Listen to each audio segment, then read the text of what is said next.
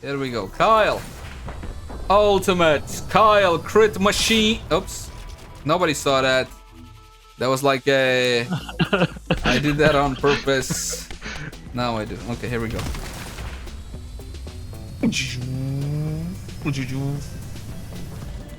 Huh?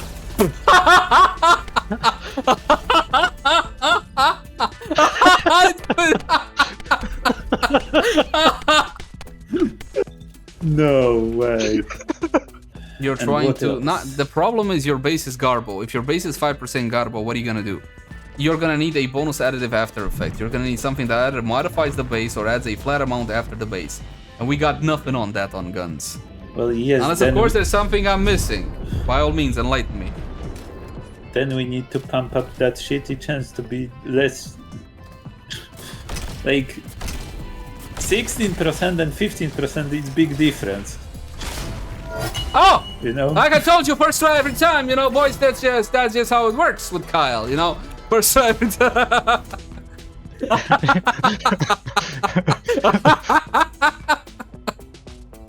No, don't get too excited now, sit down. This doesn't happen all that often, and this is the reason why. His base critical chance is 5%. A somewhat modded Kyle can do that. But the problem is your critical rate is terrible. It's not 15% of the time because bosses do have critical hit resistance, so it's gonna be less than that. This was our try number. I don't know how to count past 6, so it was probably larger than 6. Anyway, that's it. Kyle is back. I don't know. If anybody has any way of boosting the base critical chance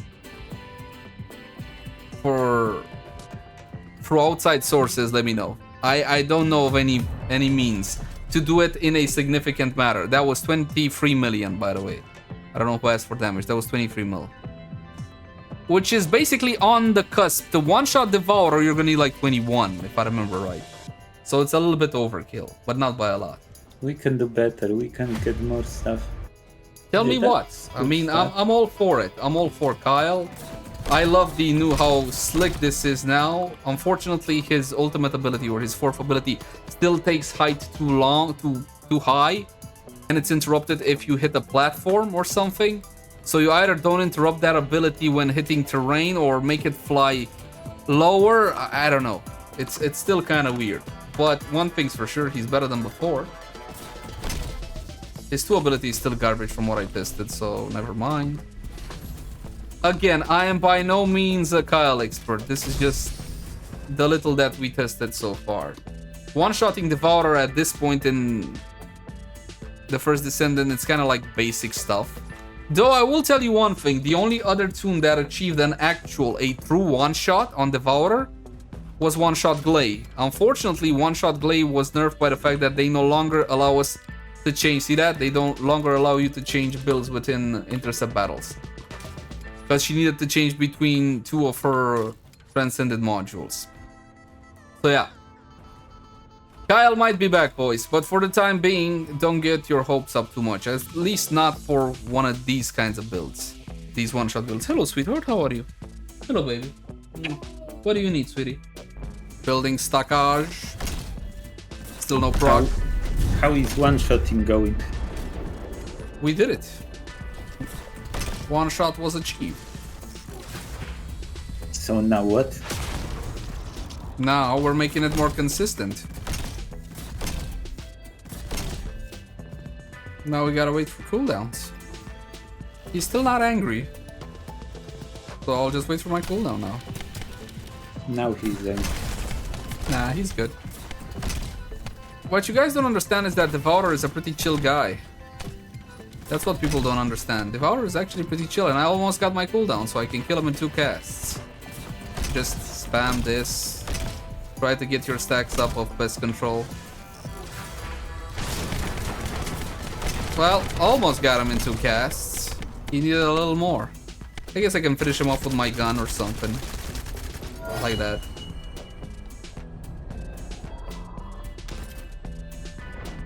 And the reason why I didn't gun him and I just waited for my cooldown is because if I would have shot him, that would have increased his frenzy bar, and he would go into his next phase, which I didn't want. So you can do this as well.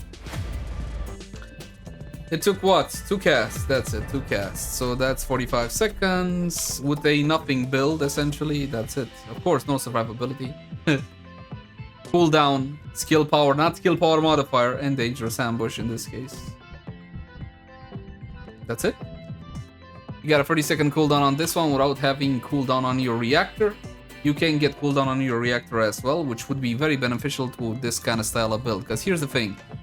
Unfortunately, because of his base critical chance, even if you do mount for critical chance critical damage, you're only gonna crit very rarely using his superconductive thruster. So what you can do is forget about critical chance and critical damage and instead build cooldown. Yeah, you can get it under 30 seconds if you get a reactor and just cast that big wallop worth of damage every 25-ish seconds.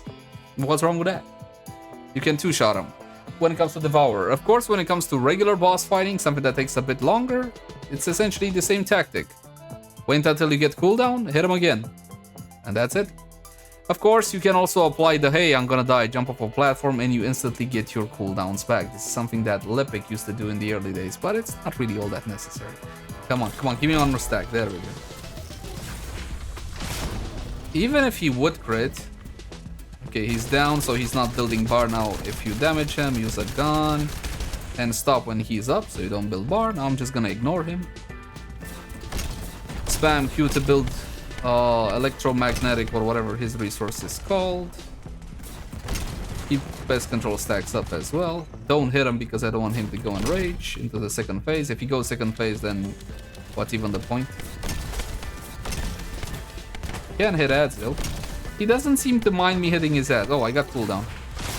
And that it is. That's the strats.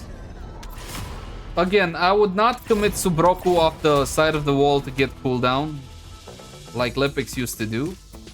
Because the thing is, look at my electromagnetic bar, whatever, his special purple resources right underneath my skill bar.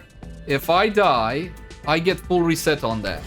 Yeah, if you die, that gets to 0, and you want that bar as high as you can to deal as much damage as you can with his thruster ability, his fly guy ability. That's it for now and for Kyle. Still gotta check out Hyperion thrusters and the whole bombing thing. But the thing about superconductive bombing is that you need to build duration for them. Yeah. We'll keep on testing and we'll keep you guys updated. As always, my name has been Leyzar, and I'll catch you guys in the next one. So don't forget to subscribe. Ciao.